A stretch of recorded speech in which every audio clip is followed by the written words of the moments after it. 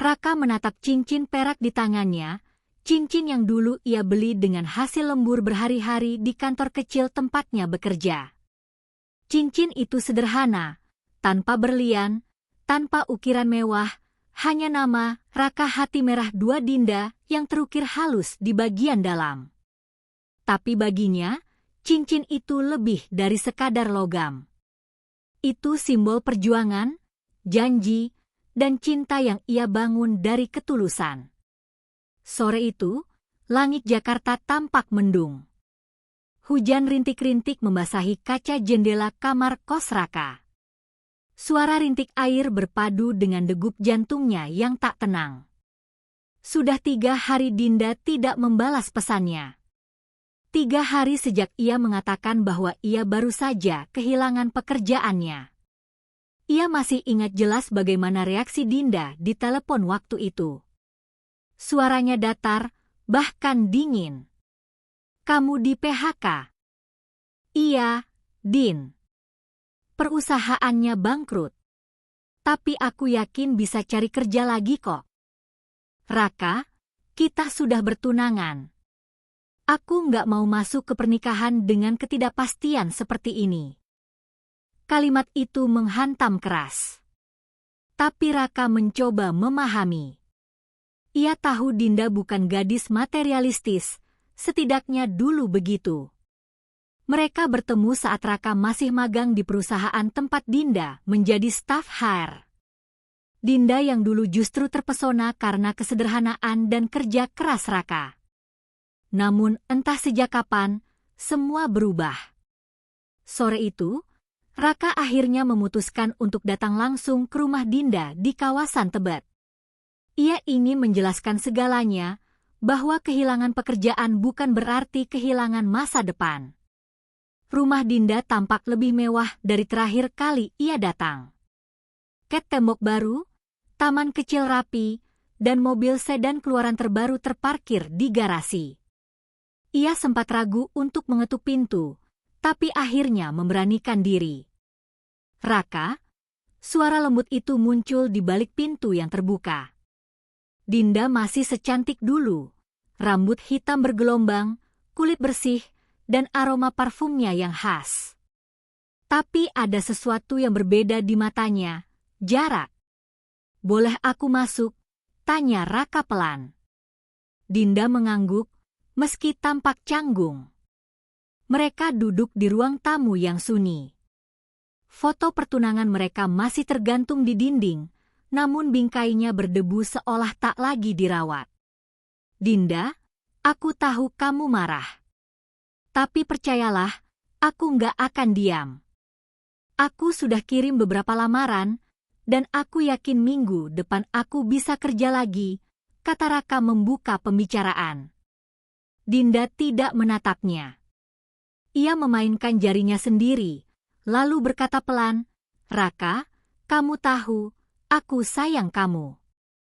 Tapi aku juga takut." "Takut?" "Iya. Takut masa depan kita susah. Takut nggak bisa bahagiain anak-anak nanti. Aku nggak mau hidup serba kekurangan." Raka terdiam. Hatinya seperti diremas.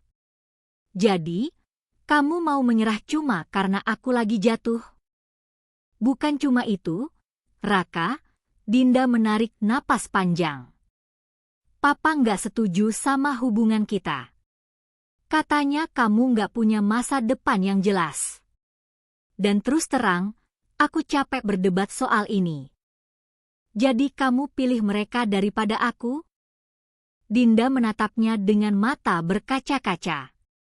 "Aku pilih realita." Kata-kata itu menampar Raka lebih keras dari apapun. Ia ingin marah, tapi tak bisa. Ia terlalu mencintai Dinda untuk membenci. Raka menunduk, menarik cincin dari jari manisnya, lalu meletakkannya di meja. "Kalau begitu, anggap aja ini selesai. Aku nggak akan maksa kamu bertahan kalau memang kamu nggak yakin sama aku." "Raka." "Cukup, Din. Aku ngerti. Mungkin ini jalan terbaik. Dinda menunduk, air mata menetes di pipinya. Tapi tak ada yang berusaha menghapusnya. Tak ada pelukan, tak ada kata maaf yang diucapkan. Hanya hening panjang yang membuat udara di antara mereka terasa dingin dan berat. Raka bangkit. Langkahnya pelan, tapi mantap. Saat sampai di depan pintu, ia berhenti sejenak dan berkata tanpa menoleh. Aku bakal balik lagi, Din. Tapi nanti, bukan sebagai pria yang kamu tinggalkan. Aku bakal balik sebagai seseorang yang kamu sesali pernah lepaskan.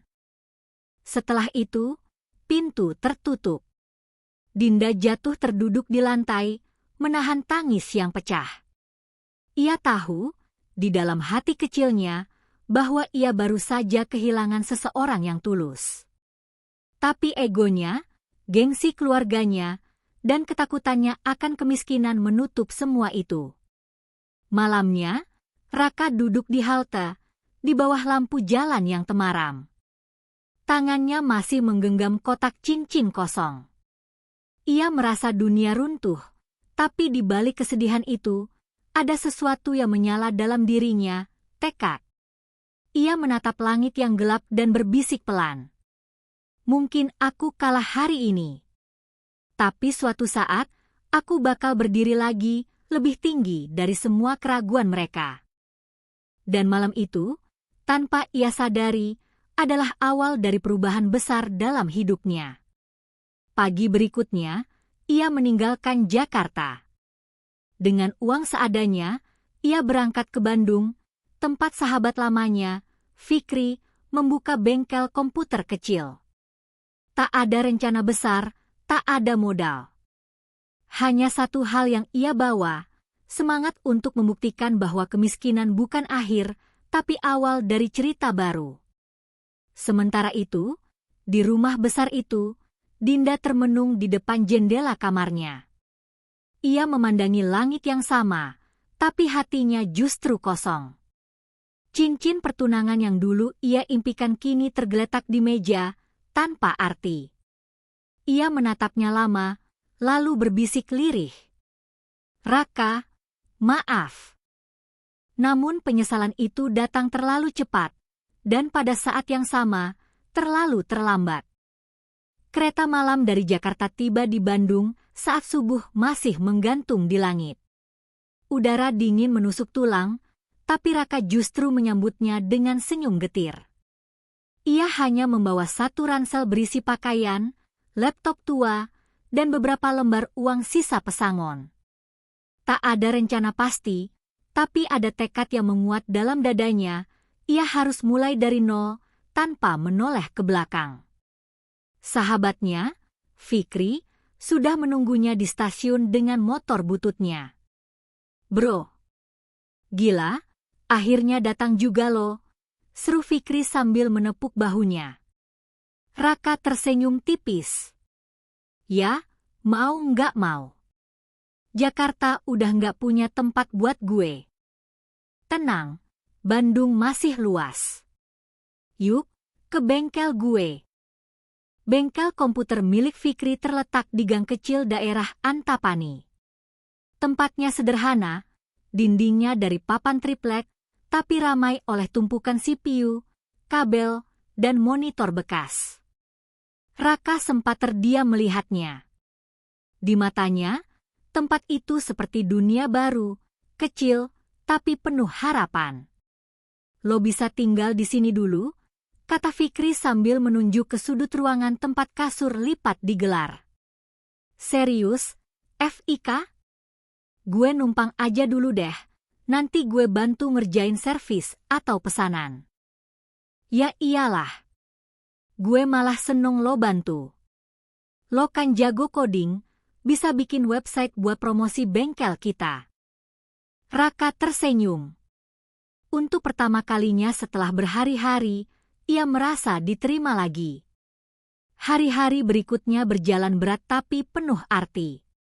Pagi ia bantu Fikri servis komputer pelanggan, sore ia belajar coding lewat YouTube di laptop lamanya. Kadang, Ia tidur larut sambil menulis skrip program sederhana. Uang yang ia punya semakin menipis, tapi semangatnya tidak. Ia mulai membuat website sederhana untuk bengkel mereka, Fiksi Teh Bandung. Dalam waktu 2 minggu, mereka mulai kebanjiran pesanan. Pelanggan yang dulu datang dari sekitar gang, kini mulai datang dari berbagai penjuru kota. Wih, gara-gara website lo, pelanggan gue naik 2 kali lipat, Rak, seru Fikri dengan semangat. Raka hanya tersenyum. Ini baru awal. Gue pengen bikin sistem pemesanan servis online. Jadi orang bisa daftar lewat HP. Wah, idenya keren tuh. Lo beneran niat? Harus. Gue nggak mau hidup segini-segini aja, FIK. Gue mau buktikan, orang miskin juga bisa punya mimpi. Namun di balik kerja keras itu, malam-malam Raka masih dihantui bayangan Dinda. Kadang, saat sedang mengetik, ia tiba-tiba berhenti, menatap layar, dan teringat kata-kata terakhir gadis itu. Aku pilih realita. Kalimat itu menjadi cambuk. Ia sadar, satu-satunya cara untuk sembuh adalah membangun realitanya sendiri yang lebih kuat dari yang pernah Dinda pilih. Beberapa bulan kemudian, Raka mulai menerima proyek freelance membuat website kecil-kecilan dari pelanggan luar. Ia memanfaatkan forum daring untuk mencari klien. Awalnya cuma dibayar ratusan ribu, tapi lama-lama hasilnya cukup untuk menabung. Suatu malam, saat ia sedang lembur membuat aplikasi kasir untuk toko kelontong, Fikri menghampirinya. Lo nggak capek, Rak? Capek sih, tapi gue nggak mau berhenti sekarang. Kenapa sih lo ngoyo banget? Gara-gara Dinda ya? Raka terdiam beberapa detik, lalu menghela napas. Gue nggak marah sama dia, FIK. Gue cuma pengen buktiin kalau gue bisa berdiri tanpa siapapun. Fikri mengangguk, paham. Ia tahu, di balik wajah tenang Raka, ada luka yang dalam, tapi justru dari luka itu, tekadnya tumbuh lebih kuat. 3 bulan berlalu. Fiksi Teh Bandung makin ramai. Tapi Raka mulai memikirkan sesuatu yang lebih besar. Ia ingin membuat platform digital untuk menghubungkan teknisi dengan pelanggan, mirip seperti ojek online, tapi khusus servis elektronik. Fikri sempat ragu. Rak, ide lo keren, tapi bikin aplikasi kayak gitu butuh biaya. Kita nggak punya modal. Gue tahu. Tapi gue punya waktu, tenaga, dan otak. Itu modal gue. Lo serius mau kembangin ini sendiri? Serius. Gue bakal mulai dari versi paling sederhana dulu. Raka mulai menulis ratusan baris kode di malam hari. Ia menamakan proyek itu Teknisiku, sebuah platform sederhana tapi punya potensi besar. Setiap klik di keyboard terasa seperti langkah menuju masa depan yang baru. Namun perjuangan tak semudah itu. Laptopnya sering hang, koneksi internet lemot, dan listrik di bengkel kadang padam tanpa pemberitahuan. Tapi setiap kali ia hampir menyerah, Raka selalu mengingat wajah Dinda, bukan dengan benci, tapi sebagai motivasi. Suatu malam, hujan deras mengguyur Bandung. Bengkel bocor, air menetes dari atap, tapi Raka tetap duduk di depan laptop, menulis kode. Fikri memandanginya dari jauh dan berkata pelan. Kalau gue punya setengah aja semangat lo, mungkin gue udah sukses dari dulu. Raka tertawa kecil. Sukses itu bukan soal cepat, FIK. Tapi soal siapa yang gak berhenti. Setelah 6 bulan, aplikasi Teknisiku akhirnya selesai versi betanya. Raka mencoba mengunggahnya ke internet, dan dengan modal promosi gratis di media sosial, ia mulai mendapatkan pengguna pertama. Beberapa pelanggan mulai memesan jasa teknisi lewat aplikasi itu. Semuanya sederhana, tapi nyata. Lalu, satu malam, Raka mendapat pesan dari seorang pengguna baru di aplikasinya. Pesannya singkat. Ide kamu menarik. Boleh saya tahu, siapa di balik proyek ini? Ia balas seadanya, saya Raka, pengembang aplikasi ini. Beberapa menit kemudian, balasan masuk lagi. Saya Surya, pemilik perusahaan Suryatech. Datang ke kantor saya besok. Ada sesuatu yang ingin saya bicarakan. Raka sempat terpaku. Nama itu terdengar asing, tapi dari nada pesannya, ia tahu ini bukan sembarang orang. Ia menatap layar laptopnya lama, lalu tersenyum. Mungkin, ini saatnya babak baru dimulai. Keesokan paginya, Raka berangkat ke alamat yang diberikan. Kantor itu sederhana, tapi aura profesional terasa kuat. Seorang pria berumur 50-an dengan kacamata tipis menyambutnya di ruang rapat. Jadi kamu Raka? Tanya pria itu dengan senyum hangat. Iya, Pak. Saya yang bikin aplikasi teknisiku. Saya sudah coba, dan saya terkesan. Kamu tahu nggak, ide kamu punya potensi besar. Kalau dikembangkan dengan benar, ini bisa jadi bisnis nasional. Raka menatapnya tak percaya. Serius, Pak? Saya serius. Saya ingin kamu bergabung dengan saya. Kita kembangkan ini bersama. Saya akan bantu danai. Tapi satu syarat, kamu harus kerja keras. Raka tersenyum lebar. Kerja keras? Itu sudah saya lakukan sejak saya nggak punya apa-apa, Pak. Pak Surya tertawa pelan. Bagus. Saya suka semangatmu. Dan di sanalah semuanya dimulai, babak baru, kehidupan baru, dan langkah pertama Raka menuju kesuksesan yang kelak membuat dunia terdiam. Pagi itu, sinar matahari menembus tirai jendela kantor Suryatech. Ruangan itu sederhana tapi nyaman, dengan aroma kopi dan tumpukan dokumen di meja kayu tua. Di sudut ruangan, Raka duduk dengan laptop terbuka, matanya fokus pada deretan kode yang terus ia sempurnakan. Sudah 2 minggu sejak ia diterima oleh Pak Surya.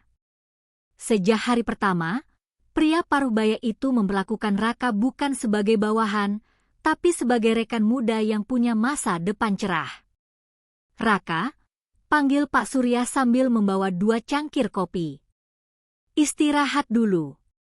Kamu kerja terus dari tadi. Raka menoleh dan tersenyum sopan. Maaf, Pak. Saya terbiasa begini. Kalau lagi semangat, lupa waktu. Semangat itu bagus, tapi jangan sampai lupa hidup, jawab Pak Surya sambil tertawa kecil. Saya suka lihat kamu kerja, tapi saya juga pengen kamu nikmatin prosesnya. Raka menatap pria itu penuh hormat. Ada sesuatu dalam diri Pak Surya yang membuatnya nyaman, sosok kebapakan, bijaksana, dan penuh empati. Seperti menemukan figur yang selama ini hilang dalam hidupnya. Mereka berbincang lama. Tentang ide, teknologi, bahkan kehidupan. Dari percakapan itulah, Raka tahu bahwa Pak Surya dulunya juga memulai dari bawah, pernah gagal, bangkrut, bahkan ditipu rekan bisnis. Tapi setiap kali jatuh, ia selalu bangkit. Jatuh itu hal biasa, Raka. Tapi bertahan setelah jatuh? Nah, itu yang membedakan orang biasa dengan orang hebat. Raka mengangguk pelan. Kalimat itu menancap dalam hatinya. Hari-hari berikutnya, Raka mulai dipercaya untuk menangani proyek besar. Ia dan tim kecilnya diminta membuat aplikasi internal untuk perusahaan logistik yang bekerja sama dengan Suryatech. Meski sempat gugup, Raka menyambut tantangan itu dengan antusias. Setiap malam ia lembur di kantor. Kertas berserakan, laptop menyala, dan secangkir kopi jadi teman setia. Tak jarang, Pak Surya masih menemaninya hingga larut. "Anak muda kayak kamu langka, Raka," ucap Pak Surya suatu malam. "Kalau kamu terus jaga integritas dan kerja keras ini, 5 tahun lagi kamu nggak cuma jadi programmer. Kamu bisa jadi pemimpin." Raka tertawa kecil. "Ah, Pak. Saya cuma orang yang beruntung bisa dapat kesempatan dari Bapak." "Kesempatan cuma datang pada orang yang siap, Nak," jawab Pak Surya sambil menepuk bahunya. "Dan kamu siap." Suatu sore, setelah berhari-hari bekerja keras, proyek aplikasi mereka akhirnya selesai.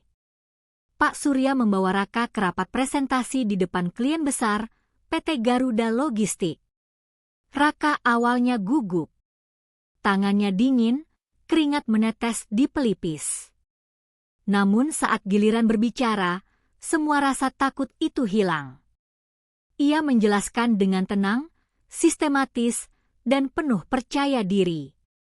Di akhir presentasi, direktur perusahaan itu berdiri dan berkata, "Anak muda ini luar biasa. Saya nggak nyangka aplikasi seefisien ini dibuat oleh tim kecil. Kami setuju kerjasama." Tepuk tangan memenuhi ruangan. Pak Surya menatap Raka dengan bangga. Setelah rapat, di parkiran, ia berkata, "Selamat, Raka. Kamu nggak cuma nyelamatin proyek ini, tapi juga masa depan perusahaan saya." Raka tersenyum haru. "Saya cuma berusaha sebaik mungkin, Pak. Dan itulah alasan kenapa saya percaya sama kamu. Mulai sekarang, kamu nggak cuma pegawai. Saya mau kamu jadi bagian dari perusahaan ini. Partner saya." Raka tertegun. "Partner, Pak?" Pak Surya mengangguk. "Kamu punya ide, semangat, dan integritas. Saya butuh orang seperti kamu buat kembangkan bisnis ini ke arah digital. Kita mulai dari proyek baru. Kita bangun startup bareng." Hari itu, hidup Raka berubah total.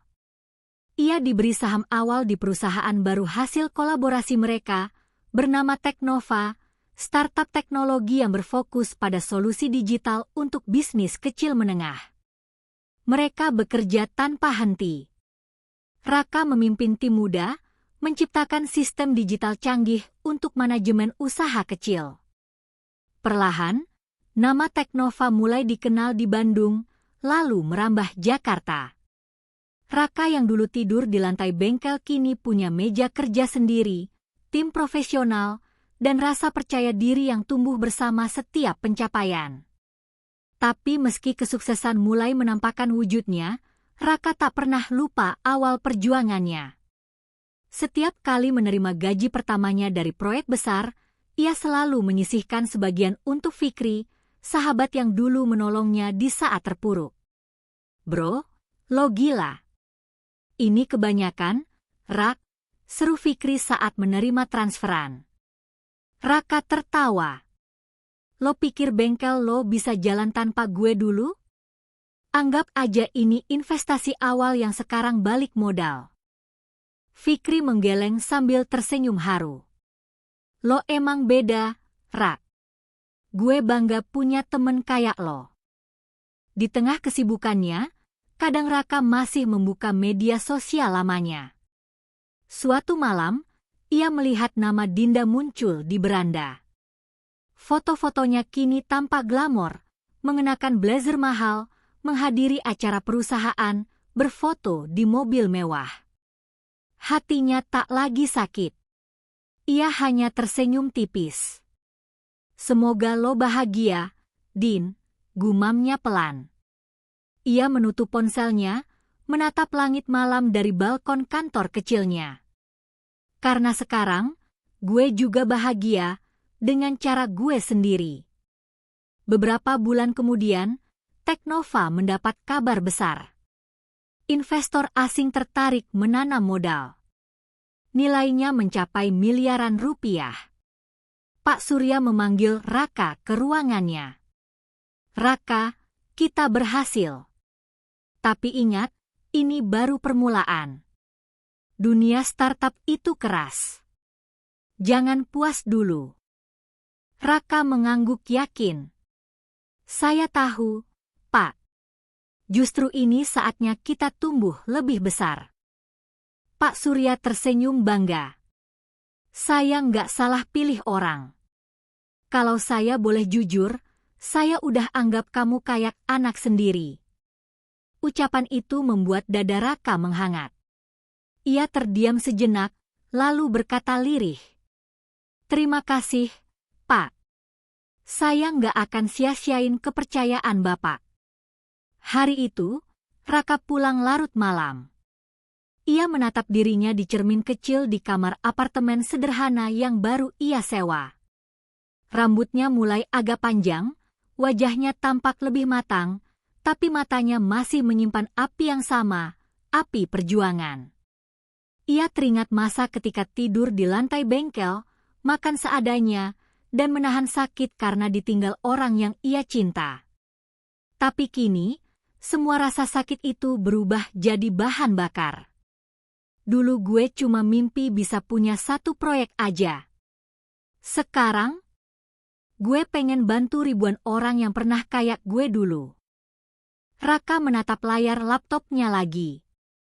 Ia membuka folder berjudul Rencana 5 Tahun Teknova, dan disitulah ia menulis langkah demi langkah menuju masa depan. Sebuah masa depan yang akan mempertemukannya kembali dengan orang dari masa lalu. Namun kali ini, bukan sebagai pria miskin yang ditinggalkan, melainkan sebagai seseorang yang membuat dunia berhenti sejenak hanya untuk menatapnya dengan kagum. Sudah 2 tahun sejak hari pertama Raka bergabung dengan Pak Surya di Surya Tech. Kini, nama Teknova mulai diperhitungkan di dunia startup Indonesia. Aplikasi dan sistem digital buatan mereka digunakan oleh ratusan UMKM untuk mengelola bisnis, mencatat penjualan, dan melakukan pemasaran online. Namun di balik gemerlap keberhasilan itu, ada kisah perjuangan panjang yang tidak diketahui banyak orang. Raka berjalan cepat di koridor kantor baru mereka, sebuah gedung kecil 3 lantai di daerah Dago, Bandung. Dindingnya dipenuhi mural motivasi dan kutipan semangat. Ia mengenakan kemeja biru muda dan sneakers putih, tampil sederhana meski jabatannya kini adalah Chief Technology Officer, CTO, dan sekaligus co-founder Teknova. Mas Raka, tim backend udah nunggu di ruang meeting, ujar sekretarisnya. Baik, saya ke sana. Raka masuk ke ruang rapat. 6 orang anak muda sudah duduk dengan laptop terbuka, menatapnya penuh antusias. Baik, teman-teman, katanya tegas, minggu depan kita bakal launching versi baru Teknova Lite. Fokus kita, aplikasi yang bisa diakses warung kecil tanpa koneksi internet. Wah, idenya keren, Mas, seru salah satu anggota tim. Raka tersenyum. Keren aja nggak cukup. Kita harus bikin ini berguna buat orang-orang yang paling butuh. Ingat, Teknova lahir bukan buat gaya-gayaan, tapi buat bantu orang kecil naik kelas. Setiap kata-katanya menggema penuh keyakinan. Timnya terinspirasi, karena mereka tahu Raka bukan cuma bicara, ia hidup dari pengalaman itu. Malamnya, Raka masih di kantor ketika Pak Surya masuk membawa 2 bungkus nasi goreng. Masih kerja? Nih, makan dulu, katanya. Terima kasih, Pak, jawab Raka sambil menutup laptopnya. Pak Surya duduk di sampingnya. Mereka makan bersama sambil berbincang ringan. Raka, saya mau ngomong serius, ucap Pak Surya setelah beberapa menit. Raka menatapnya heran. Ada apa, Pak? Saya sudah tua. Tenaga saya nggak seperti dulu. Saya pengen kamu siap ambil peran lebih besar di perusahaan ini. Peran lebih besar gimana maksudnya? Kalau nanti Teknova tumbuh lebih besar, saya ingin kamu jadi CEO-nya. Saya percaya sama kamu. Raka terdiam. Suapan terakhir nasi gorengnya berhenti di tengah jalan. Saya? CEO? Kenapa? Kamu takut? Bukan takut, Pak. Tapi, saya masih belajar. Justru itu bagus. Orang yang merasa masih belajar, biasanya lebih siap dari yang merasa sudah bisa segalanya. Raka menatap pria itu lama, lalu tersenyum kecil. Kalau Bapak percaya sama saya nggak akan sia-siain kepercayaan itu. Pak Surya menepuk bahunya. Bagus. Kamu ingat, sukses bukan cuma soal kaya. Tapi soal seberapa besar manfaat yang bisa kamu kasih ke orang lain. Dalam 2 tahun berikutnya, Teknova berkembang pesat. Mereka membuka cabang di Jakarta, Surabaya, dan Yogyakarta. Raka sering diundang menjadi pembicara di seminar teknologi dan startup. Namanya mulai dikenal sebagai pemuda dari nol, julukan yang muncul dari sebuah artikel viral yang menceritakan perjalanannya dari teknisi miskin hingga pendiri startup sukses. Namun di balik semua itu, Raka tetap rendah hati. Ia masih sering mampir ke bengkel lama Fikri di Bandung, sekadar nongkrong sambil makan gorengan. Bro, lo sekarang udah kayak artis startup, goda Fikri. Raka tertawa. Ah, tetap aja gue orang bengkel yang suka ngoprek laptop. Tapi serius, Rak. Lo nggak kepikiran cari pasangan lagi? Pertanyaan itu membuat Raka terdiam sejenak. Gue nggak mau nyari cuma buat ngisi kekosongan, FIK. Kalau waktunya pas, gue yakin Tuhan bakal kasih. Fikri tersenyum. Lo masih inget Dinda? Gimana bisa lupa, jawab Raka pelan. Tapi sekarang, ingatnya nggak sakit lagi. Dia bagian dari masa lalu yang bikin gue kuat. Suatu sore, saat Raka baru saja keluar dari rapat investor, ponselnya berdering. Nomor asing. Halo. Selamat sore, Bapak Raka. Ini dari Ardana Group. Kami sedang mencari kolaborasi dengan Teknova untuk sistem digitalisasi bisnis. Apakah Bapak bersedia hadir dalam pertemuan minggu depan? Raka sempat berpikir sejenak. Nama perusahaan itu terasa familiar. Ardana Group? Yang bergerak di bidang pemasaran dan properti itu? Benar, Pak. Kami butuh solusi IT untuk sistem internal kami. Raka tersenyum. Baik. Kirimkan jadwalnya ke email saya. Saya akan datang. Begitu panggilan ditutup, ia menatap keluar jendela. Ada perasaan aneh di dadanya. Ardana Group, nama itu ia ingat jelas. Dinda pernah menyebutnya dulu, 5 tahun lalu, saat masih bertunangan. Itu tempat ia bekerja setelah keluar dari perusahaan lamanya. Dinda, bisiknya pelan. Apakah mungkin ia masih di sana? Seminggu kemudian, Raka berangkat ke Jakarta. Ia mengenakan jas abu-abu elegan dengan logo kecil Teknova di pin kerahnya.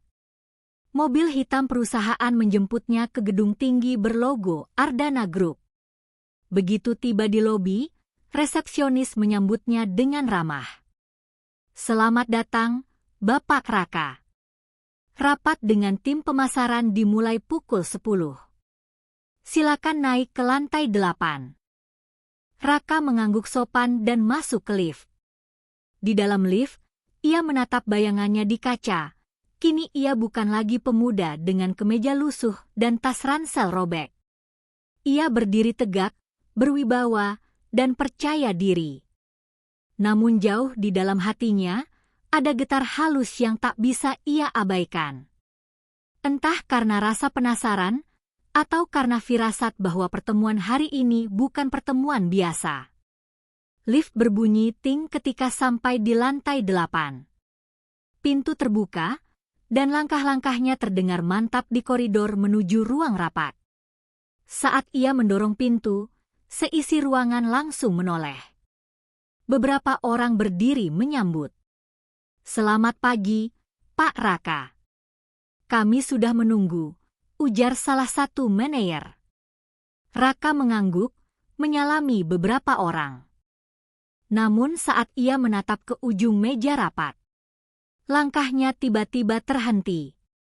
Di sana, berdiri seorang wanita dengan rambut terurai rapi, mengenakan blazer putih, wajahnya anggun namun jelas menunjukkan keterkejutan. Mata mereka bertemu. Hening. Waktu seakan berhenti. Raka terpaku. Dinda, wanita yang dulu meninggalkannya karena kemiskinan, kini berdiri di hadapannya sebagai manajer pemasaran di perusahaan yang sedang ia nilai untuk investasi. Raka menarik napas dalam. Ia tersenyum profesional, lalu berkata dengan nada tenang, "Silakan mulai presentasinya. Saya ingin dengar bagaimana Ardana Group berencana bekerja sama dengan kami." Dinda menelan ludah, berusaha menstabilkan suaranya. "Baik, Pak Raka." Namun suaranya gemetar. Ia tak menyangka, pria yang dulu ia tinggalkan dalam keadaan miskin, kini duduk di kursi utama rapat, sebagai tamu kehormatan, investor, dan pendiri startup besar yang akan menentukan nasib perusahaannya. Di luar, Jakarta tetap sibuk seperti biasa. Tapi di ruang rapat lantai 8 itu, dua masa lalu yang tak selesai kini bertemu kembali. Satu telah tumbuh menjadi seseorang yang dihormati. Yang lain, masih membawa penyesalan yang belum sempat terucap. Dan pertemuan ini adalah awal dari babak baru yang akan menguji makna sejati dari keberhasilan dan maaf. Ruang rapat di lantai 8 terasa menekan. Dinda mencoba menjaga ekspresi profesionalnya, namun jemarinya gemetar setiap kali mengganti slide presentasi. Sementara itu, Raka duduk tenang di kursinya, memerhatikan layar dengan pandangan dingin, berusaha mengabaikan riuh hatinya sendiri.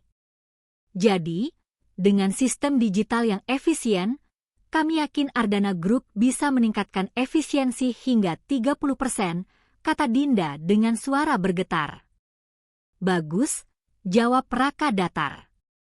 "Tapi efisiensi bukan hanya soal sistem. Mentalitas orang di dalamnya juga penting." Semua mata menatap Raka. Nada bicaranya tegas, tapi bukan menyinggung, lebih ke arah seseorang yang sudah banyak belajar dari hidup. Dinda menelan ludah, mencoba tersenyum. "Tentu, Pak. Kami terbuka terhadap setiap masukan dari Teknova." Raka hanya mengangguk kecil.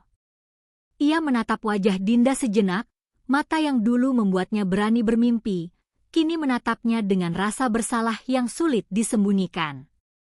Setelah rapat usai, para peserta keluar satu persatu. Namun Dinda menahan langkahnya. "Pak Raka," panggilnya pelan. Raka berhenti di ambang pintu. "Ya? Bisakah kita bicara sebentar? Bukan soal kerjaan." Ia menatapnya lama, lalu mengangguk. "Baik." Mereka duduk di ruang kecil di sebelah kantor. Sunyi. Hanya suara pendingin udara yang terdengar. Dinda menatap meja, tak sanggup menatap matanya. 5 tahun, ya, katanya lirih. "Kamu banyak berubah." Raka tersenyum tipis. Orang akan berubah kalau dia dipaksa keadaan. Dinda menarik napas panjang. Aku minta maaf, Raka. Dulu aku salah. Raka menatapnya, ekspresinya sulit dibaca. Salah?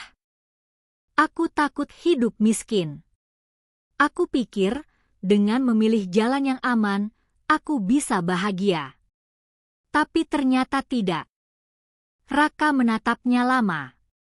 Dalam hati, luka lama itu sedikit berdenyut. Dinda, ucapnya pelan tapi tegas, dulu aku bukan siapa-siapa. Sekarang pun, aku nggak mau bangga karena harta. Tapi aku belajar satu hal, yang miskin itu bukan orang yang nggak punya uang. Yang miskin itu orang yang kehilangan kepercayaannya pada cinta dan perjuangan. Air mata Dinda menetes. Kamu masih marah? Raka tersenyum samar. Dulu iya. Sekarang tidak. Aku berterima kasih, malah. Berterima kasih. Ya. Karena kamu ninggalin aku belajar untuk mandiri. Kalau kamu nggak pergi waktu itu, mungkin aku masih jadi karyawan kecil yang sibuk membuktikan diri padamu. Sekarang aku cukup buktiin ke diri sendiri. Kata-katanya lembut, tapi penuh daya. Dinda terisak pelan. Aku pantas kehilanganmu. Jangan bilang gitu, ujar Raka dengan nada datar. Kita semua punya pilihan. Kamu sudah memilih. Dan aku juga punya jalan sendiri. Percakapan itu menggantung di udara. Dinda akhirnya bangkit, menyeka air matanya. Terima kasih, Raka, sudah datang, sudah bicara baik-baik. Raka berdiri. Kamu juga. Semoga kamu bahagia, Din. Lalu ia melangkah pergi, meninggalkan ruangan itu, meninggalkan bayangan masa lalu yang selama ini menghantuinya. Namun di dalam hati, sesuatu terasa berbeda. Bukan lagi kemarahan, tapi kelegaan. Seminggu kemudian, Raka kembali ke Bandung. Timnya menyambutnya dengan antusias. Gimana, Mas, hasil meeting di Jakarta? Tanya salah satu staf. Raka tersenyum. Baik. Tapi kita nggak akan ambil proyek dari Ardana Group. Loh, kenapa? Padahal nominalnya lumayan, Mas. Karena arah mereka nggak sejalan sama visi kita, jawab Raka mantap. Kita mau bantu bisnis yang mau tumbuh dengan kejujuran dan perjuangan. Bukan yang cuma mau instan. Timnya mengangguk mengerti. Mereka tahu, setiap keputusan Raka selalu punya alasan kuat, bukan soal uang, tapi prinsip. Namun takdir seolah belum selesai mempertemukan mereka. Beberapa minggu kemudian, Raka diundang ke sebuah konferensi bisnis nasional di Jakarta sebagai salah satu pembicara utama. Temanya, transformasi digital dan kisah inspiratif wirausaha muda Indonesia. Ia berdiri di atas panggung, disorot lampu, di hadapan ratusan pengusaha. Dengan suara tenang, ia menceritakan perjalanan hidupnya, tanpa menyebut nama siapapun, tapi kisahnya mengguncang banyak hati. Dulu saya ditinggalkan karena dianggap tidak punya masa depan, katanya. Tapi saya sadar, masa depan bukan sesuatu yang dikasih orang lain, itu sesuatu yang kita ciptakan sendiri. Suara tepuk tangan menggema. Di antara penonton, Dinda duduk di barisan belakang, menunduk dalam diam. Air matanya menetes tanpa ia sadari. Ia sadar, lelaki yang dulu ia pandang remeh, kini berdiri di atas panggung dengan wibawa yang tak bisa dibeli oleh uang. Usai acara, Raka berjalan keluar aula, disambut wartawan dan panitia. Namun di sela keramaian, Dinda mendekat perlahan. Raka, panggilnya pelan. Ia menoleh. Dinda, kamu luar biasa, Katanya sambil tersenyum lemah. Aku bangga pernah jadi bagian dari hidupmu. Raka menatapnya dengan tatapan lembut, lalu berkata, "Terima kasih, Din. Tapi sekarang, aku cuma ingin maju tanpa melihat ke belakang. Aku harap kamu juga bisa begitu." Dinda mengangguk. "Aku akan belajar." Mereka berjabat tangan. Sebentar, tapi bermakna. Itu bukan pertemuan antara dua kekasih lama, tapi dua manusia yang akhirnya berdamai dengan masa lalu masing-masing. Malam itu, di kamar hotelnya, Raka berdiri di balkon menatap langit Jakarta. Lampu-lampu kota berkelip seperti bintang. Ia tersenyum. Untuk pertama kalinya setelah sekian tahun, hatinya benar-benar tenang. Ia menulis sesuatu di catatan pribadinya. "Aku tidak perlu membuktikan apapun pada siapapun. Cukup pada diriku sendiri, bahwa aku bisa bangkit tanpa dendam." Sementara itu, di apartemennya, Dinda menatap layar laptopnya. Ia baru saja menonton rekaman pidato Raka yang viral di media sosial. Komentar demi komentar memuji sosoknya. Ia menutup layar pelan, lalu berbisik lirih. "Semoga kamu selalu bahagia, Ra, seperti seharusnya dulu aku mempercayaimu." Namun, kisah mereka belum benar-benar berakhir. Karena tanpa diduga, nasib akan kembali mempertemukan keduanya, bukan sebagai mantan kekasih, tapi sebagai pemilik dan penyelamat perusahaan yang sama. Dan saat itu tiba, semua orang akan terkejut. Hujan deras mengguyur Jakarta malam itu. Gedung tinggi Ardana Group yang biasanya gemerlap, kini terlihat suram. Di ruang rapat lantai 10, beberapa petinggi perusahaan duduk dengan wajah tegang. Di tengah mereka, Dinda memandangi layar presentasi yang menampilkan grafik menurun tajam. "Seperti yang bisa kita lihat," ujar Direktur Keuangan dengan nada cemas, "penjualan turun hampir 40% dalam 3 bulan terakhir. Investor utama mulai menarik dana, dan jika tren ini berlanjut, kita terancam gulung tikar dalam 6 bulan. Ruangan hening. Tak ada yang berani bicara.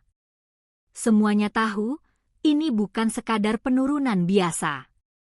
Ini krisis. Dinda menunduk, jantungnya berdetak keras. Ia telah berusaha keras menjaga kinerjanya, tapi keputusan-keputusan besar diambil tanpa melibatkannya. Dan kini, semua menatapnya seolah ia salah satu penyebab kegagalan. Direktur utama berdiri. "Kita butuh penyelamat. Dan cepat." Ada beberapa calon investor baru, tapi belum ada yang memberi kepastian. Dinda mencoba bersuara. "Bagaimana dengan Teknova? Mereka punya reputasi bagus, dan dulu pernah menawarkan kerjasama." Seketika ruangan seolah membeku. Semua menatapnya dengan tatapan penuh ragu. Salah satu manajer berkata pelan, "Dinda, bukankah kamu punya masa lalu dengan salah satu pendirinya?" Pertanyaan itu seperti pisau. Dinda menunduk. "Itu sudah lama. Sekarang semua profesional." Direktur utama menghela napas. "Kalau begitu, buktikan. Hubungi mereka. Lihat apakah masih mau duduk di meja yang sama." Beberapa hari kemudian, Dinda berdiri di depan gedung Teknova. Tangannya dingin, matanya memandangi logo perusahaan yang dulu pernah ia lihat dari layar televisi. Kini, ia datang bukan sebagai kekasih yang meninggalkan, tapi sebagai wakil perusahaan yang butuh pertolongan. Ia masuk ke lobi, disambut resepsionis yang ramah. "Selamat datang di Teknova. Ada janji temu atas nama siapa?" "Dinda, dari Ardana Group. Saya ingin bertemu Pak Raka." Resepsionis mengecek jadwal, lalu tersenyum. Baik, silakan tunggu sebentar. Beberapa menit kemudian, pintu lift terbuka. Seorang asisten pria muncul. Selamat siang, Bu Dinda. Pak Raka sudah menunggu di ruangannya. Langkahnya terasa berat saat mengikuti asisten itu menaiki lift menuju lantai atas. Dalam hati, ia berusaha mengatur napas, mencoba tampak tenang, meski hatinya bergetar keras. Begitu pintu ruang CEO terbuka, Dinda melihat Raka berdiri di balik meja kaca besar, menatap pemandangan kota dari jendela tinggi. Ia berbalik perlahan. Mata mereka bertemu. Silakan duduk, katanya dengan suara tenang. Dinda menunduk sopan dan duduk. Raka sendiri tampak jauh lebih berwibawa daripada terakhir kali ia lihat. Jas hitamnya rapi, wajahnya tenang namun tajam, aura kepemimpinan begitu kuat terpancar. Ada apa, Bu Dinda? Tanyanya, menjaga nada formal. Dinda menelan ludah. Perusahaan kami sedang menghadapi kesulitan, Raka. Kami kehilangan investor utama, dan kami butuh bantuan. Bantuan dalam bentuk investasi. Iya, jawabnya pelan. Raka duduk santai, menautkan jari. Menarik. Beberapa tahun lalu, kalian sempat menolak kerjasama dengan kami, kalau tidak salah. Dinda menunduk. Saya tahu. Dan saya minta maaf untuk itu. Tapi sekarang kami sungguh ingin memperbaiki hubungan. Raka menatapnya lama. Kenapa saya harus percaya pada Ardana Group? Dinda terdiam. Ia tahu pertanyaan itu bukan sekadar tentang bisnis. Akhirnya ia berkata jujur, mungkin kamu nggak perlu percaya pada perusahaan itu, Rak. Tapi percayalah bahwa saya datang bukan untuk kepentingan pribadi. Saya cuma ingin menyelamatkan tim saya, orang-orang yang akan kehilangan pekerjaan kalau ini gagal. Raka masih diam. Namun pandangannya sedikit melunak. Ia mengenali nada tulus dalam suara Dinda. Baik, katanya akhirnya. Kirimkan proposalnya. Saya akan pelajari. Tapi jangan harap keputusan saya berdasarkan masa lalu. Dinda mengangguk cepat. Tentu. Saya datang sebagai profesional. Bagus, ucap Raka dingin. Kita lihat saja nanti, apakah Ardana Group masih bisa bertahan. Beberapa hari kemudian, tim Teknova melakukan analisis menyeluruh. Hasilnya, Ardana Group benar-benar di ujung tanduk. Utang menumpuk, proyek terbengkalai, dan sistem internal berantakan. Asisten Raka berkata, Pak, kalau kita invest di sini, risikonya besar. Raka menatap layar data dengan serius. Saya tahu. Tapi kalau kita bantu mereka bangkit, keuntungan sosialnya juga besar. Apakah keputusan Bapak ini karena hubungan pribadi? Raka menatapnya tajam. Tidak. Ini murni bisnis.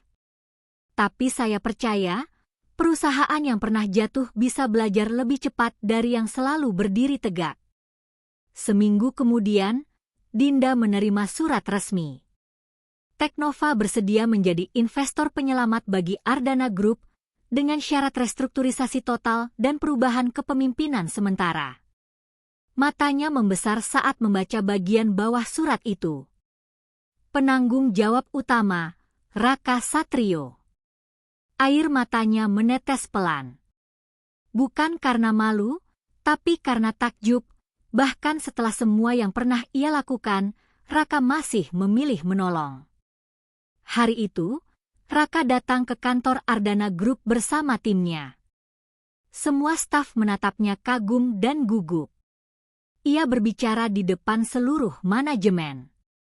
Mulai hari ini, Teknova resmi menjadi mitra strategis Ardana Group. Kita akan bekerja sama untuk membangun kembali sistem dan reputasi perusahaan ini. Tapi ingat, ini bukan tentang siapa yang kaya atau miskin, ini tentang siapa yang mau berubah. Suara tepuk tangan menggema di ruangan. Dinda berdiri di samping, menatapnya dengan mata yang berkaca-kaca. Raka menoleh sekilas ke arahnya, dan untuk pertama kalinya dalam waktu lama, ia tersenyum. Senyum kecil, tapi cukup untuk mengatakan bahwa semua dendam sudah sirna. Malamnya, setelah acara peresmian selesai, Dinda menghampirinya di parkiran. Raka, terima kasih. Kamu nggak harus nolong kami, tapi kamu tetap melakukannya. Raka menatapnya tenang. Aku bukan nolong kamu, Din. Aku nolong orang-orang di perusahaan itu. Mereka nggak salah, cuma ikut terjebak keputusan yang salah. Dinda menunduk, air matanya jatuh lagi. Sekarang aku sadar, dulu aku salah nilai kamu. Kamu bukan cuma sukses, kamu kuat, dan hatimu tetap sama, baik. Raka tersenyum kecil. Kalau dulu kamu nggak pergi, mungkin aku nggak akan jadi seperti sekarang. Jadi terima kasih juga. Dinda mengangkat wajah, terkejut. Terima kasih? Setelah semua yang aku lakukan? Iya, jawabnya lembut. Kamu bukan luka, Din. Kamu pelajaran. Malam itu, saat Raka pergi meninggalkan parkiran, Dinda berdiri di bawah hujan, memandangi lampu mobilnya yang menjauh. Ia sadar, roda benar-benar sudah berputar. Yang dulu meninggalkan, kini bergantung pada ketulusan orang yang pernah ia sakiti. Dan anehnya, rasa sesal itu tidak membuatnya hancur, tapi membuatnya belajar arti rendah hati. Namun, kisah ini belum berakhir. Karena setelah krisis mulai pulih, muncul masalah baru. Salah satu direktur lama Ardana Group tidak terima dengan restrukturisasi dan mencoba menjatuhkan Raka dari dalam. Dan kali ini, justru Dinda yang akan berdiri di sisi Raka, untuk pertama kalinya bukan sebagai mantan kekasih, tapi sebagai rekan seperjuangan. Sudah 2 bulan sejak Teknova resmi menjadi penyelamat Ardana Group. Perubahan mulai terasa. Sistem keuangan lebih rapi, laporan transparan, dan proyek-proyek baru mulai berjalan. Karyawan kembali bersemangat, seolah angin segar berhembus ke seluruh ruangan kantor. Dan di balik semua itu, ada 2 sosok yang bekerja paling keras, Raka dan Dinda. Mereka kini sering berdiskusi, bertukar ide, bahkan begadang bersama demi menyusun strategi pemulihan. Namun meski kedekatan profesional itu tumbuh, mereka menjaga batas dengan hati-hati. Tak ada lagi cinta yang memabukkan, hanya saling menghormati. Raka tahu, masa lalunya dengan Dinda adalah bagian yang tak perlu dihapus, tapi juga tak perlu diulang. Sementara Dinda, diam-diam menyesal karena dulu menilai cinta dari harta. Sekarang, ia melihat pria di depannya sebagai sosok yang jauh lebih berharga dari sekadar kekayaan, seorang pemimpin dengan hati yang besar. Namun, di balik semangat perubahan, ada mata yang memperhatikan, mata yang tidak suka melihat Raka duduk di kursi kekuasaan. Namanya Bayu Santosa, Direktur Operasional lama Ardana Group. Usianya sekitar 45 tahun, wajahnya kaku dan dingin, penuh rasa curiga. Ia merasa posisi dan pengaruhnya mulai tergeser sejak Teknova masuk. Anak muda itu pikir dia siapa? Gumam Bayu pada asistennya. Datang seenaknya, ubah sistem yang sudah saya bangun bertahun-tahun. Asistennya menunduk takut. Tapi Pak, investor lain justru memuji perubahan yang dibawa Pak Raka. Bayu menatapnya tajam. Justru itu masalahnya. Sekarang semua memuja dia. Aku nggak akan biarkan anak kemarin sore itu ambil alih perusahaan ini. Rencana licik mulai tumbuh di pikirannya. Beberapa minggu kemudian, Dinda mempresentasikan laporan keuangan baru di rapat direksi. Dengan efisiensi sistem dari Teknova, kita berhasil menekan biaya operasional sebesar 25% dalam 2 bulan, jelasnya penuh semangat. Para direksi bertepuk tangan kecil. Namun Bayu menyela dengan nada sinis, "Angka bagus, Dinda. Tapi aku dengar, sebagian dana proyek baru malah belum dilaporkan ke pusat. Kamu tahu soal itu?" Dinda menatapnya bingung. "Belum dilaporkan? Dana mana maksud Bapak?" "Proyek digitalisasi cabang Surabaya. Ada transaksi 1,2 miliar rupiah yang belum tercatat di laporan utama." Ruangan mendadak hening. Semua mata menatap Dinda. Aku nggak tahu soal itu, Pak," jawabnya panik. "Setiap transaksi sudah kami input sesuai prosedur." Bayu menatapnya dingin. "Lucu ya, setiap kali ada masalah, selalu tidak tahu. Padahal kamu yang tanda tangan laporan bulanan." Dinda terdiam, wajahnya memucat. Ia tahu ia tak melakukan kesalahan, tapi tuduhan itu serius, apalagi disampaikan di depan direksi. Raka yang sejak tadi diam akhirnya angkat bicara. "Pak Bayu, jangan menuduh tanpa bukti.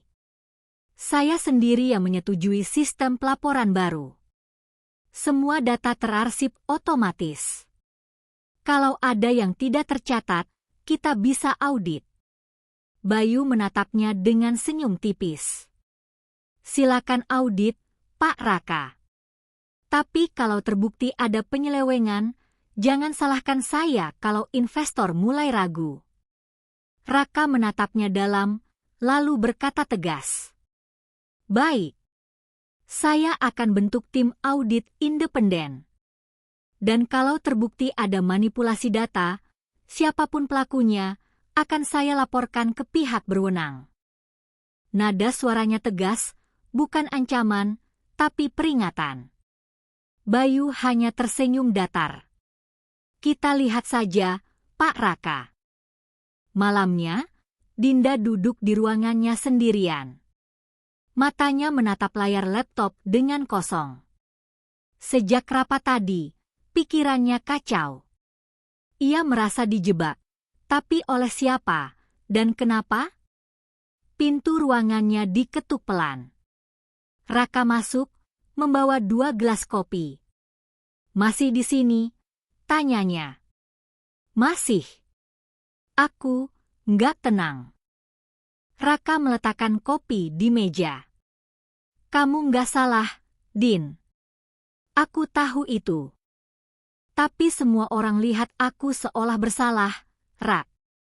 Aku bahkan nggak tahu dana itu dari mana munculnya." Raka duduk di hadapannya. "Bayu main kotor. Aku sudah curiga sejak awal." "Bayu?" "Iya.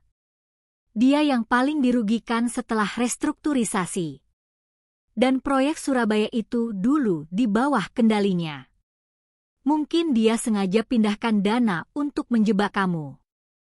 Dinda menatap Raka dengan mata berkaca-kaca. "Kenapa orang sejahat itu, Rak? Bukannya seharusnya kita kerja sama buat bangun perusahaan ini? Karena sebagian orang lebih takut kehilangan kekuasaan daripada kehilangan integritas," jawab Raka tenang. Ia berdiri dan menatapnya lembut. "Tenang. Aku akan selesaikan ini. Tapi kamu harus kuat. Jangan tunjukkan kalau kamu takut." Dinda mengangguk pelan. "Terima kasih, Rak. Aku nggak tahu harus gimana kalau kamu nggak di sini." Raka tersenyum samar. "Dulu kamu pergi waktu aku di bawah. Sekarang aku di sini, dan aku nggak akan ninggalin siapapun yang butuh pertolongan." Kata-katanya sederhana, tapi menusuk hati Dinda. 2 hari kemudian, tim audit internal menemukan bukti bahwa dana 1,2 miliar rupiah itu bukan hilang, tapi dialihkan diam-diam ke rekening perusahaan bayangan yang dikendalikan oleh Bayu. Raka menatap laporan itu dengan rahang mengeras. Asisten, kumpulkan semua bukti. Kita laporkan ke direksi besok pagi, katanya dingin. Asistennya mengangguk. Siap, Pak. Keesokan paginya, rapat luar biasa digelar. Bayu duduk di ujung meja dengan wajah tenang, seolah tak terjadi apa-apa. Namun begitu Raka berdiri dengan map berisi laporan di tangannya, suasana ruangan berubah tegang. Setelah dilakukan audit, kami menemukan transaksi tidak sah senilai 1,2 miliar rupiah. Dana itu dialihkan ke rekening fiktif atas nama PT Surya Mitra, perusahaan bayangan yang ternyata terdaftar atas nama Bayu Santosa. Seluruh ruangan mendadak riuh.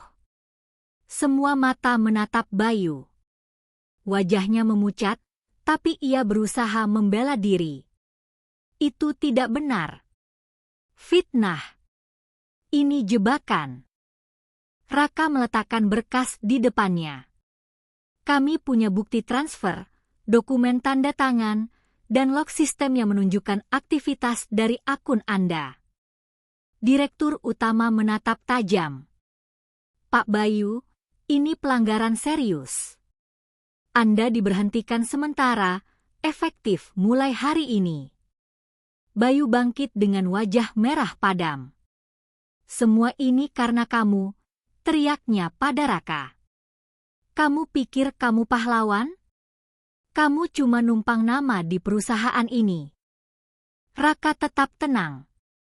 Saya tidak numpang, Pak. Saya kerja dengan niat baik. Tapi sepertinya ada yang lupa cara bekerja dengan jujur. Bayu menghantam meja, lalu pergi meninggalkan ruangan. Pagi itu, dunia Raka berubah dalam sekejap. Saat baru tiba di kantor, sekretarisnya datang tergesa-gesa dengan wajah pucat. Pak Raka, Bapak harus lihat ini. Ia menyerahkan tablet yang menampilkan halaman berita utama di portal ekonomi nasional. Investor muda Raka Satrio diduga gelapkan dana Teknova, gunakan nama perusahaan untuk cuci uang. Raka terpaku. Tangannya terasa dingin. Judul itu seperti tamparan keras, dan isi artikelnya jauh lebih parah. Ada foto dirinya, laporan keuangan yang dipelintir, serta tuduhan bahwa ia menggunakan Teknova untuk menutupi aliran dana dari proyek fiktif. Padahal semua itu tidak benar sama sekali. Dari mana berita ini? Tanyanya pelan.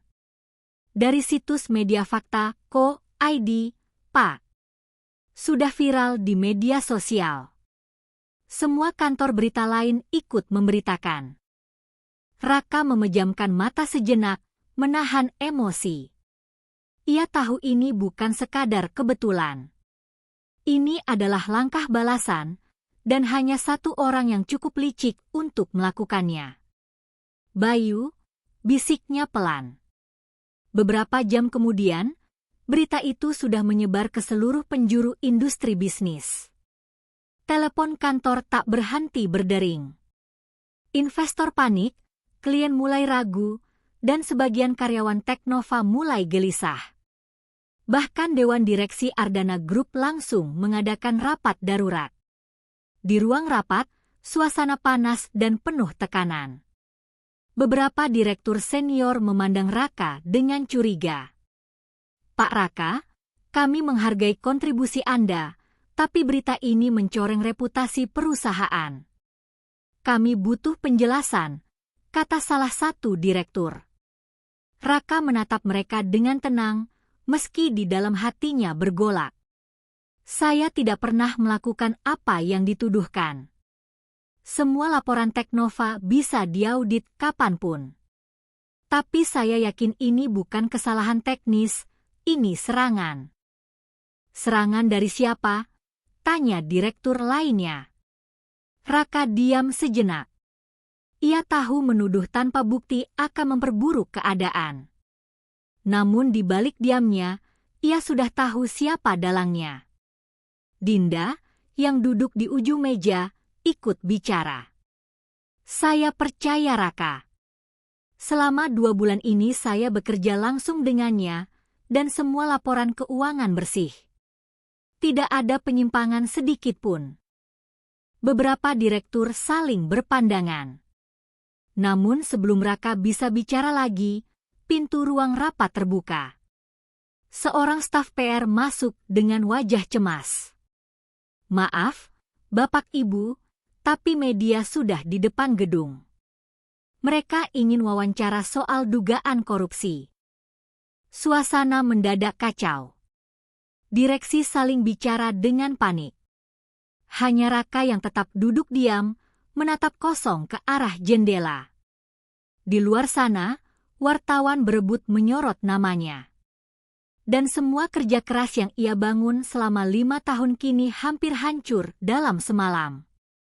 Malamnya, Raka duduk sendirian di apartemen. Lampu kota terlihat dari balik jendela besar, tapi sinarnya terasa hampa.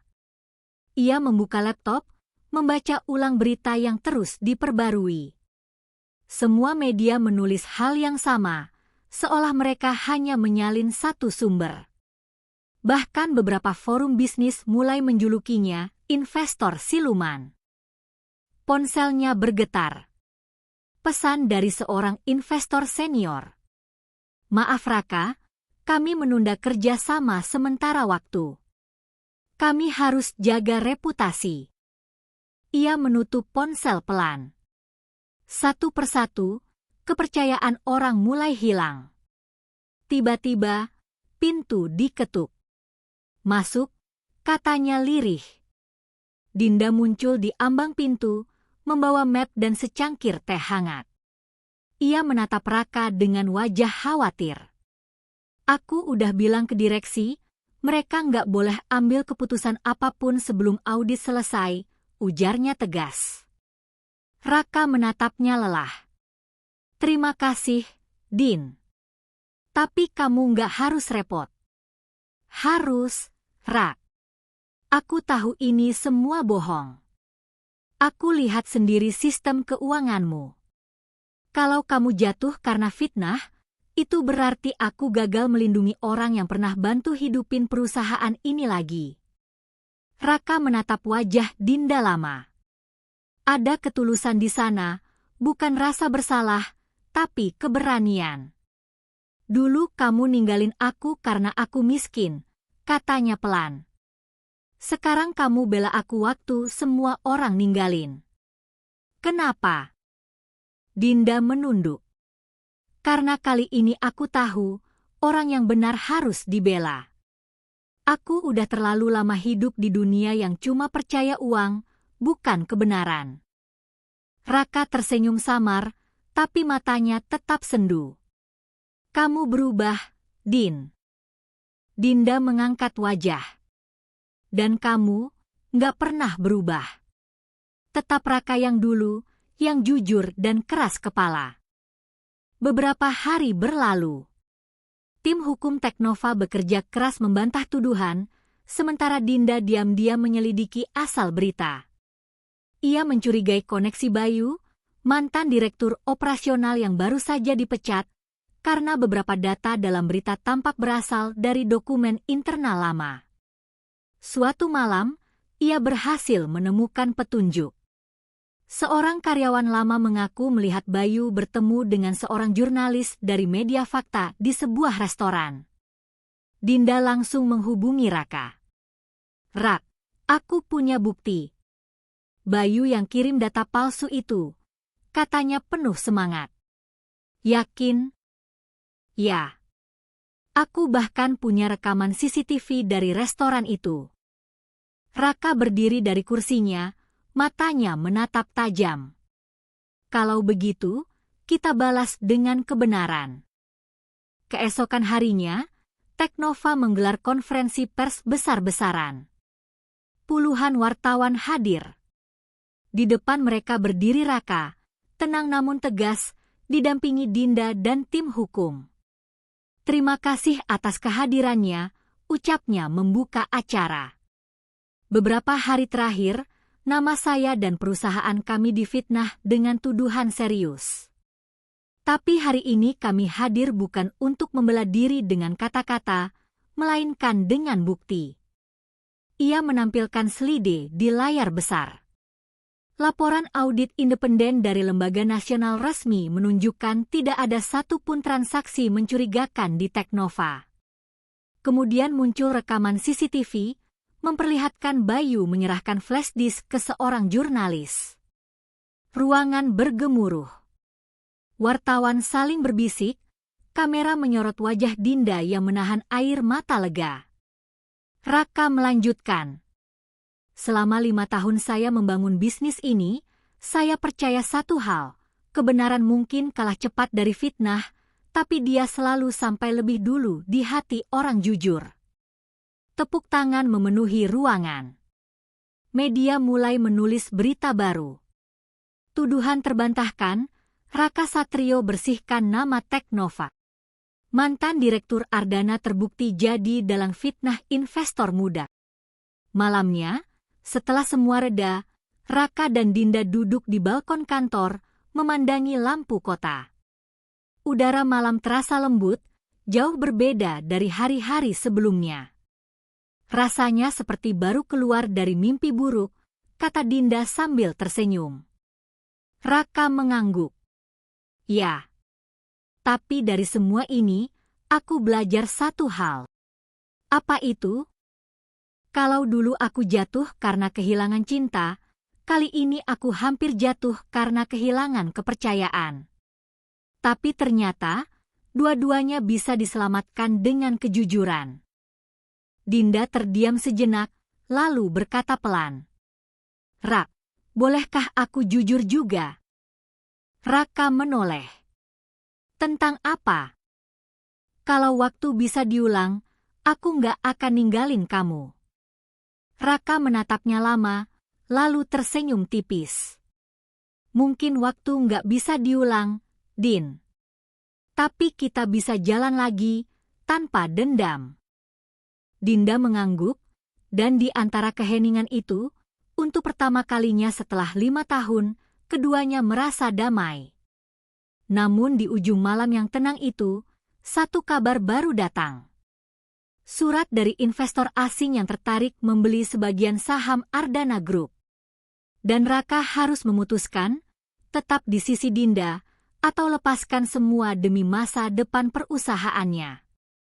Sejak kasus fitnah Bayu selesai, Teknova dan Ardana Group mulai bangkit kembali. Klien kembali percaya, proyek baru mulai berjalan, dan reputasi Raka semakin bersinar. Namun di tengah semua itu, Raka menerima kabar yang mengubah segalanya. Sebuah email resmi dari Global Investment Partners, sebuah perusahaan modal Ventura internasional, masuk ke inboxnya. Kami tertarik membeli 30% saham Ardana Group dan Teknova. Proposal ini akan memberikan valuasi tinggi, memperluas jaringan internasional, dan mempercepat pertumbuhan teknologi Anda. Kami butuh keputusan dalam 1 minggu. Raka membaca email itu berulang kali. Di satu sisi, ini kesempatan besar. Teknova bisa berkembang ke luar negeri, proyek digitalisasi UMKM akan lebih luas, dan nilai perusahaan meningkat drastis. Di sisi lain, tawaran ini berarti Ardana Group harus melepas sebagian kontrol, termasuk kemungkinan pengaruhnya terhadap Dinda. Ia menatap keluar jendela, lampu Jakarta berkelap-kelip seperti bintang jatuh. Hatinya berat. 5 tahun perjuangan untuk membangun semuanya dari nol, menghadapi fitnah, menolong Dinda, dan menegakkan integritas, apakah ia rela menyerahkan sebagian dari semua itu? Dinda mengetahuinya dari perbincangan internal. Suatu sore, ia menemuinya di ruang kantor Ardana Group. Rak, aku dengar ada tawaran dari investor asing, katanya lembut. Raka mengangguk, menatap layar laptop. Iya. Tapi ini bukan soal uang, Din. Ini soal visi kita. Visi kita? Tanya Dinda penasaran. Ya. Aku membangun Teknova dan menolong Ardana bukan untuk kaya semata.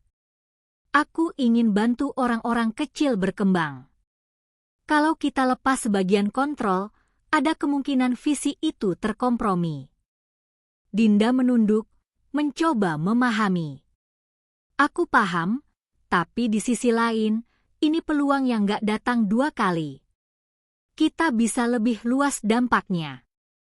Raka menghela napas. Ia tahu benar, Dinda berbicara dari sisi logis dan profesionalnya. Tapi hatinya berbisik, kalau aku mengambil tawaran ini, aku mungkin kehilangan kesempatan membangun sesuatu yang murni dari perjuangan sendiri.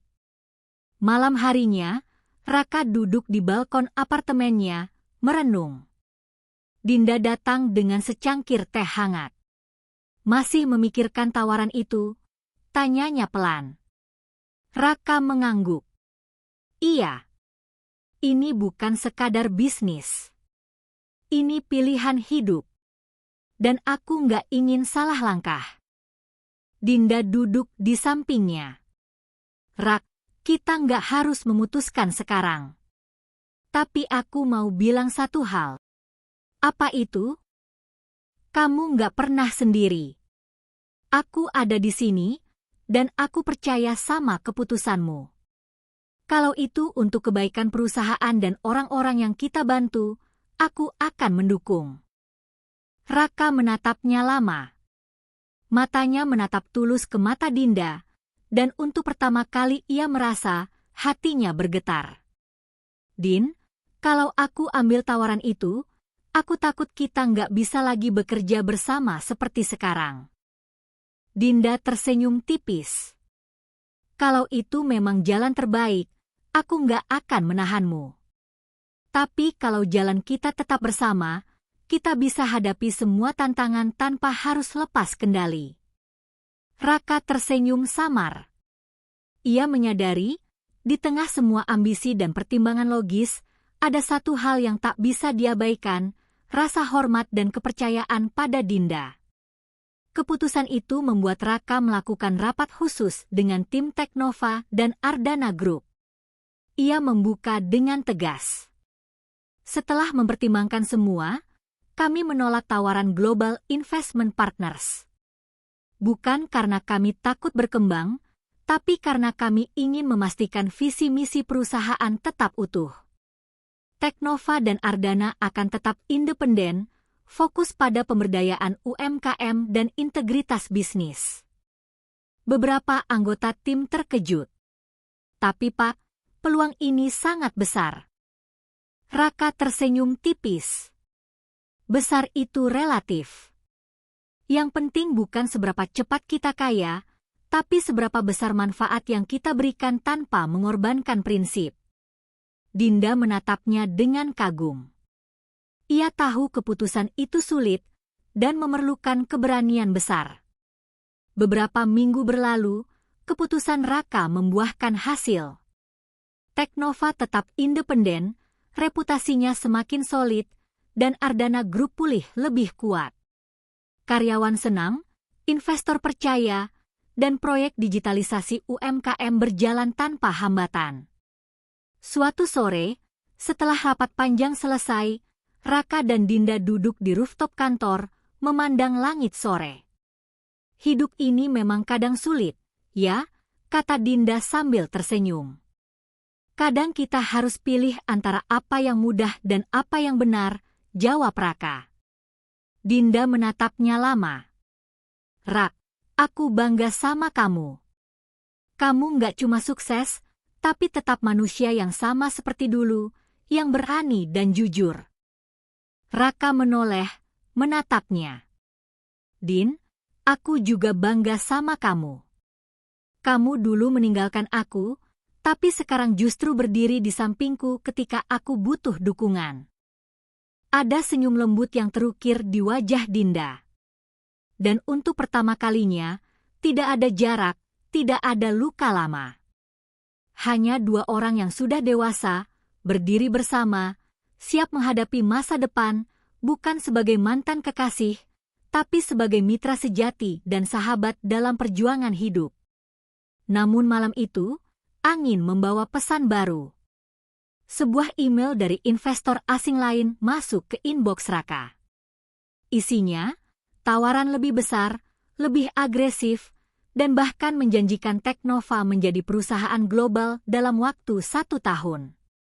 Raka menatap layar. Ia tersenyum tipis, lalu menutup laptopnya. Dalam hatinya, ia tahu satu hal, apapun tawaran dan godaan masa depan, nilai integritas dan kepercayaan yang ia miliki sekarang jauh lebih berharga daripada uang atau gelar apapun. Di sisi Dinda, ia tersenyum. Kita sudah sampai di titik ini, Ra. Dan aku tahu, apapun yang terjadi, kita akan hadapi bersama.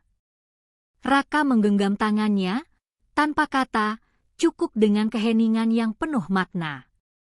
Mereka tahu, masa depan bisa membawa apapun, tapi selama mereka bersama, mereka bisa menghadapi semuanya. Beberapa bulan setelah keputusan menolak tawaran investor besar, Teknova dan Ardana Group semakin kuat. Perusahaan berhasil melakukan ekspansi, proyek digitalisasi UMKM di berbagai kota berjalan sukses, dan reputasi Raka kembali bersinar di mata industri.